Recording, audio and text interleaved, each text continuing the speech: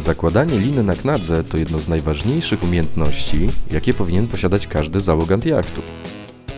Za pomocą knagi blokujemy cumy i wiele innych lin na jachcie. Zobacz dokładnie. Jeśli jacht wyposażony jest w półkluzę, cuma powinna przez nią przechodzić. W przeciwnym razie cuma mogłaby uszkodzić wyposażenie jachtu.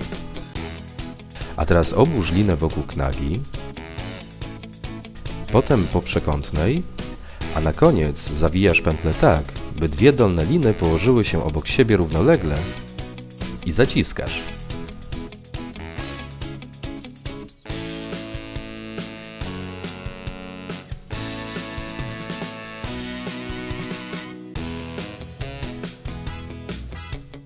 Węzeł ratowniczy, czyli niezaciskająca się pętla. Na końcu liny robisz pętelkę. Końcówka liny przez nią wyskakuje, okrąża siebie i wraca do pętelki. Zaciągasz i gotowe. To bardzo dobra pętla do zakończenia cum i zakładania jej na polery lub knagi na kei.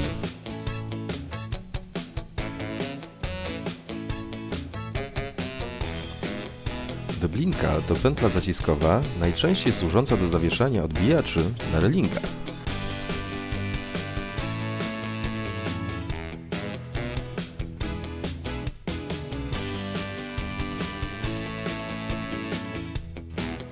Buchtowanie liny to bardzo ważna umiejętność.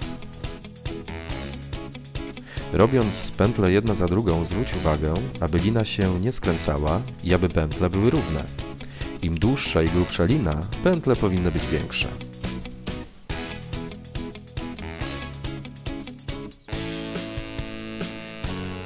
Gdy zostanie Ci już niewielki kawałek liny, owin ją kilka razy w górnej części buchty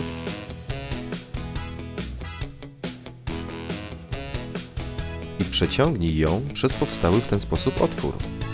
Tak przygotowaną linę spokojnie możesz wrzucić do bakisty i masz pewność, że się nie poplącze.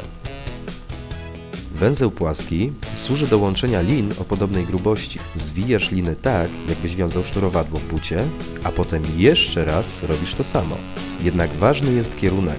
Węzeł musi być symetryczny. Węzeł ten ma jeszcze jedną zaletę. Nawet gdy się zaciśnie, możesz go bardzo łatwo rozwiązać.